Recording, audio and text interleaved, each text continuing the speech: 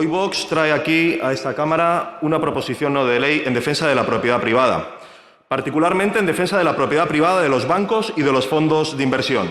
Aquí se habla de ocupación, pero ¿qué significa esto exactamente? ¿A qué responde y cómo se puede solucionar? Se mezclan realidades muy diferentes y se intenta confundir, como hemos visto ahora mismo, a la opinión pública.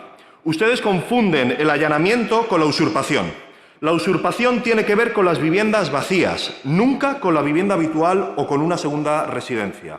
Nos encontramos en la realidad de familias vulnerables que, ante la necesidad, se ven forzadas a tener que ocupar viviendas que se encuentran vacías, viviendas en manos de bancos, fondos o administraciones públicas. Para estas familias se trata siempre de la última opción en circunstancias muy difíciles. Estas familias vulnerables suponen el 90% de las ocupaciones, según indica el informe del Instituto Cerdá. Luego existen los casos de mafias que ocupan viviendas vacías para su actividad delictiva y suponen un calvario para los vecinos, por ejemplo, para montar un narcopiso o para aprovecharse de familias necesitadas. Por último, tenemos el delito de allanamiento, que es completamente diferente y está penado con años de cárcel. En todos estos casos, la justicia siempre da la razón al propietario y la policía desaloja la vivienda en 24 o 48 horas. En el allanamiento se entra por la fuerza en la vivienda habitual. Los casos de allanamiento son los que más se comentan en televisión y los que más se han comentado aquí, de los que hablaba Albert Rivera y de los que también habla la señora Díaz Ayuso para generar alarmismo y percepción de miedo. Pero tal y como dice el magistrado Joaquín Bosch, estadísticamente es más probable que alguien nos mate a que se te metan en tu casa. Y en palabras del Sindicato Unificado de Policía, esta no es una práctica extendida. ¿Saben, señores de Vox, por qué hay 100.000 familias, más de la mitad con niños pequeños a su cargo, que se ven forzadas a tener que meterse en viviendas vacías de bancos, fondos de inversión y entidades públicas? Por culpa de las políticas económicas que ustedes defienden y abanderan. Entre el año 2008 y el año 2019, más de 1.700.000 personas fueron expulsadas de sus hogares en España, en los casi 700.000 desahucios ejecutados.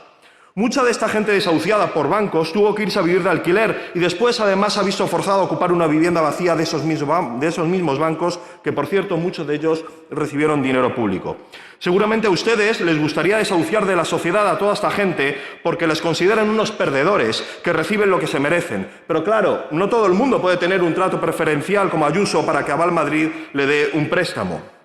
Los bancos y fondos que no pagan a la comunidad de vecinos dejan vacías las viviendas. La pregunta que podemos hacernos es la siguiente: ¿cómo es posible que las instituciones permitan a bancos y fondos tener las viviendas vacías? Las instituciones pueden movilizar la vivienda vacía de los bancos para ponerla en régimen de alquiler. Ustedes pueden, pero no quieren. No quieren porque eso supone impugnar su imposición política. Por eso rechazan las causas y solo se centran en los efectos. Por eso no quieren ir al origen de los problemas para acabar con ellos y solo desean sembrar lo que cosechan: desigualdad, malestar y desgarro. ¿Cómo es posible que Madrid, una región con un parque público raquítico, que solo tiene 0,3 viviendas sociales por cada 100 habitantes, pueda tener viviendas públicas vacías y casi 2.000 de ellas ocupadas? Solo hay una respuesta: dejación, abandono y mala gestión de los inmuebles públicos gestionados por el mismo PP al que ustedes apoyan y que luego dice declararle la guerra a la ocupación. Lo que ustedes buscan con su estrategia es perseguir penalmente la pobreza que sus políticas generan. Esa estrategia tiene un sentido preventivo. La crisis económica del COVID va a multiplicar el número de impagos hipotecarios y de alquiler y, por tanto, España puede enfrentarse a una nueva ola de desahucios. Esta campaña busca inocular anticuerpos reaccionarios en el imaginario público para defender la especulación frente al derecho básico de la ciudadanía a una vivienda. Ante una posible ola de desahucios, intentan hacer pasar los intereses de los grandes lobbies inmobiliarios para especular y desahuciar familias con los intereses del ciudadano medio, contagiándole el miedo a que lo ocupe en su casa si se va de vacaciones. Los narcopisos son algo a erradicar y la mejor forma de hacerlo pasa por impedir que puedan entrar. Se puede, en definitiva, impedir que esas viviendas estén vacías, que sean ocupadas por mafias, y se puede también facilitar a las familias vulnerables el acceso a la vivienda en lugar de forzarlas a ocupar. Las viviendas vacías perjudican a los vecinos y a las familias necesitadas, pero benefician a las mafias, a la derecha que vive de inocular el miedo y a los bancos y a los fondos que especulan con nuestro país. No son inversores, son invasores. Sin vivienda vacía no habría ocupación. Hay que declarar la guerra a la vivienda vacía. Pero ustedes eso no lo van a hacer porque implica meterse con los grandes y ustedes solo se ceban con los pequeños. Hay que movilizar la vivienda vacía y ponerla en alquiler para que no haya ninguna familia en la calle y ningún narcopiso en el edificio. Muchas gracias. Gracias.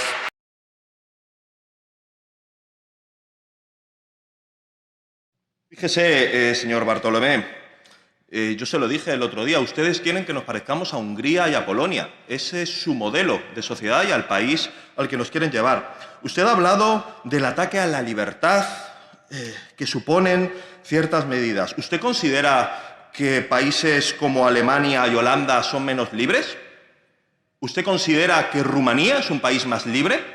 Porque Rumanía tiene el 96% de propietarios. Y la media europea se observa que los países que tienen un mayor volumen de alquiler sobre el total son países más ricos y que tienen más desarrollado el estado del bienestar. Usted ha dicho que son países menos libres. ¿Sabe lo que hace también Holanda? En este caso, aparte de tener un 30% de vivienda social, recordemos que aquí en Madrid no supera ni el 2% del total. De eso ustedes nunca hablan.